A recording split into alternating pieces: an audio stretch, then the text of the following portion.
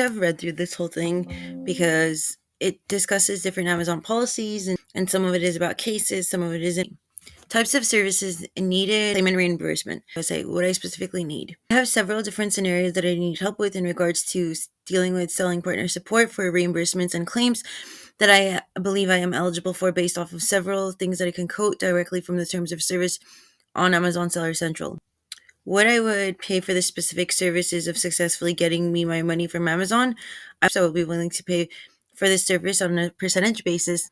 The percentage will be based on the amounts of funds your company is successfully able to recoup for me. 15%, that's pretty much what I'm willing to pay because that's the industry standard that I'm seeing. Additional terms, I do not want any cases started without my prior consent.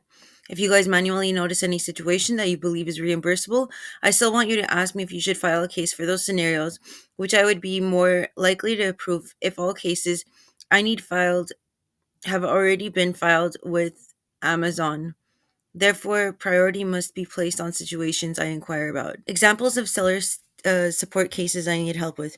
I am actively enrolled in the FBA New Selection Program, FBA New Seller Incentives, FBA Grade and Resale Program. Each program provides sellers with financial compensation or financial savings for certain types of situations, which I'm not receiving. Now, all of the money that FBA New Selection Program and FBA New Sellers Incentives promise, you cannot file it as a merged case. Okay. You need to file all of those individual cases separately. And all of those individual order IDs need separate cases. Why? Just because Amazon's just that confused every single time I merge the cases. Okay. These new seller incentives apply to only sellers who list their first buyable ASIN on or after March 1, 2024. So because I started FBA on June 13, 2024, that's what we're referring to because this is FBA incentives. It's not New seller incentives. Program benefits. Credits will expire after 1 year, if unused. Fulfillment by Amazon benefits. New sellers who create and send their first FBA shipment to an Amazon fulfillment center within 90 days of listing their offer qualify for these benefits. $100 in credits and inventory shipping fees for using the Amazon Partnered Carrier Program. It says I used this $100 credit, but I never saw this deducted from anything I paid.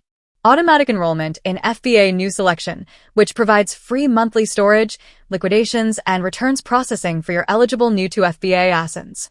$400 in credits that apply to the FBA Inbound Placement Service fee. Never received this credit even though I sent my products in June of 2024. Advertising benefits. New sellers who use sponsored products and Amazon coupons within 90 days of listing their offer qualify for these benefits. $50 in coupon credits. Benefit disbursement. The earned bonus expires 12 months after you graduate from the program.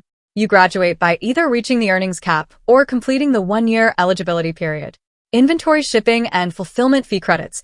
You can get credits for either inventory shipping fees or fulfillment fees, depending on whether you create your first shipment with the Amazon Partnered Carrier Program.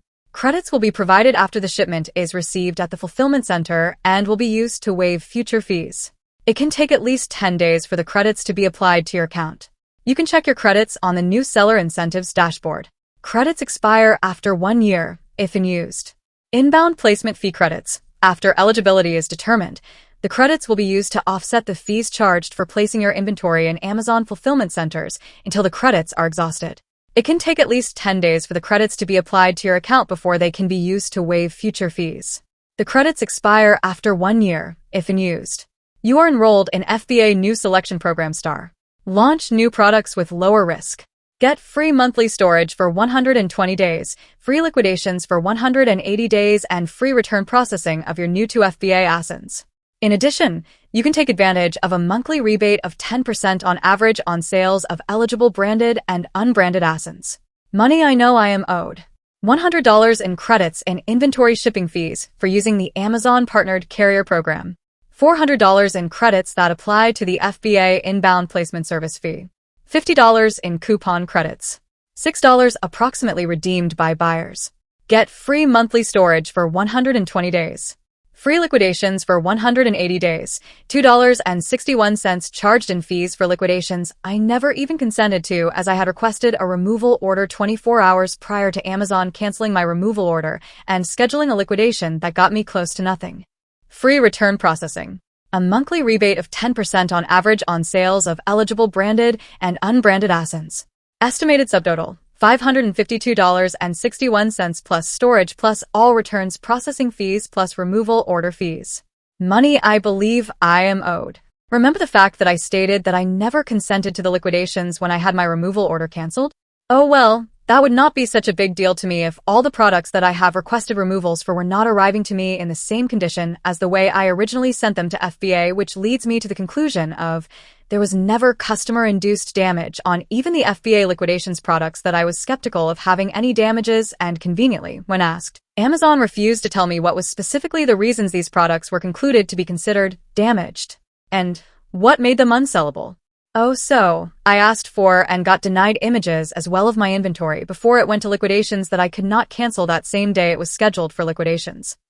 For at least due to the fact that my inventory is wrongfully being marked as customer-induced damage/unsellable, I am being charged a removal fee when they are allowing me to remove my inventory, and I will have to unnecessarily pay to ship these products back to FBA along with pay for an inflated inbound placement fee for sending things in a smaller batch.